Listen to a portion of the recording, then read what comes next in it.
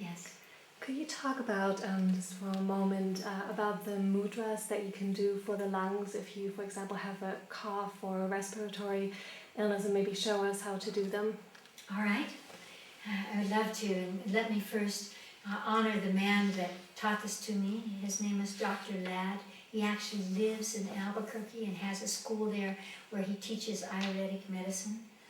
And he was the one that showed this to me. It has literally saved my life, and it has saved other people's lives. So we'll go through it very quickly.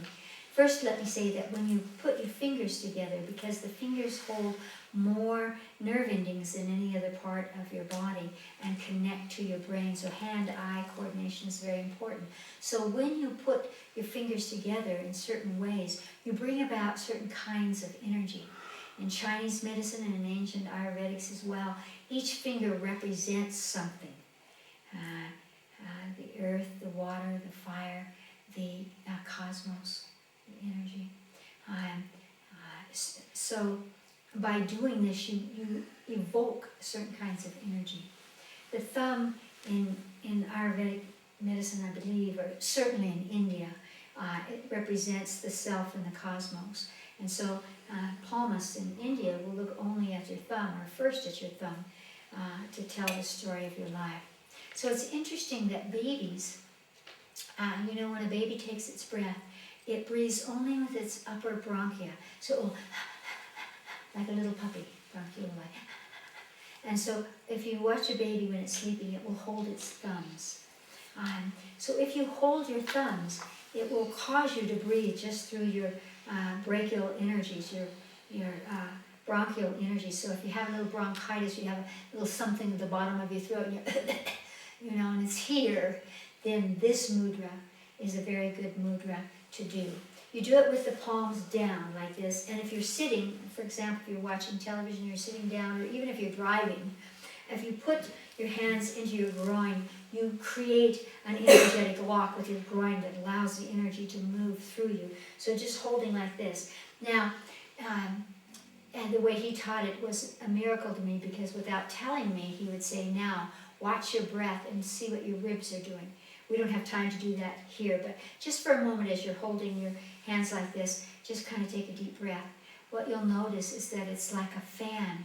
It's the top of your lungs. It's this place that kind of spreads out. You can't really breathe to the bottom of your stomach. You have to force that. But if you were just breathing, you would feel it all up here across this area.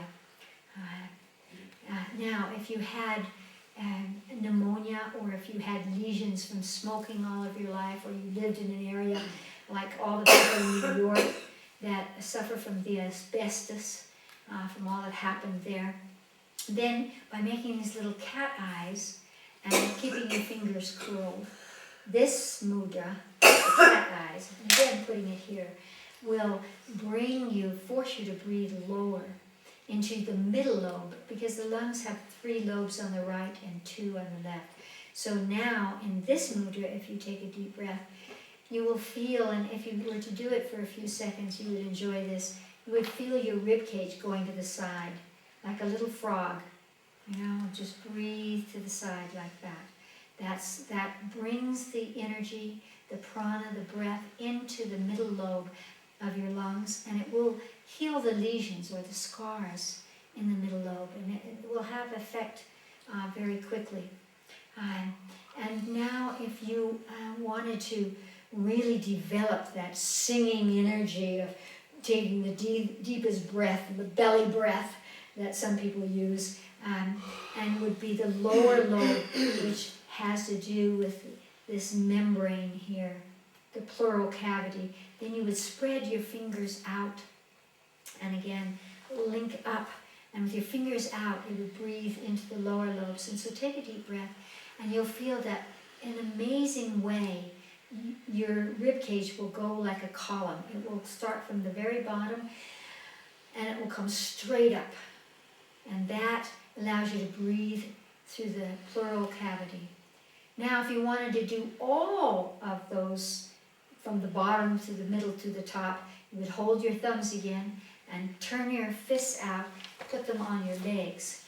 And now take a deep breath and breathe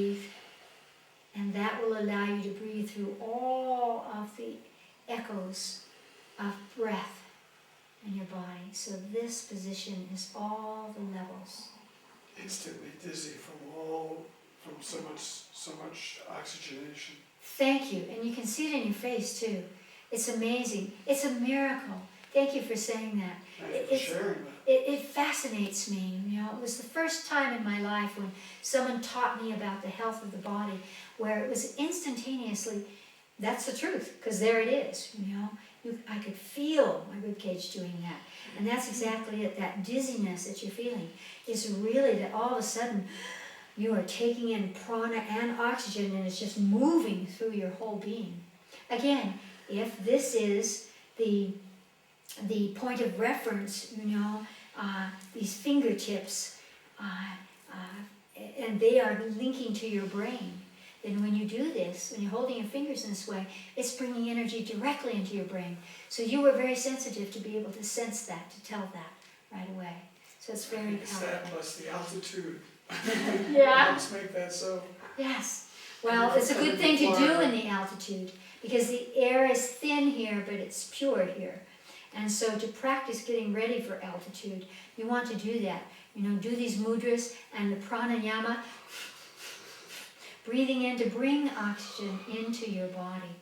So we've come to the end of our knowings today, and what I would always wish for you and say to you is, as you walk from this room, feel that energy of being your true self, of knowing that you are the gift into the world. Your presence is, and carry that without the judgment, without the limitation, but the joy and the recognition that your higher self, your true soul energy is always with you, is always wanting to be expressed through you. You are the vehicle, and you are the agent of change. And I give you my great love.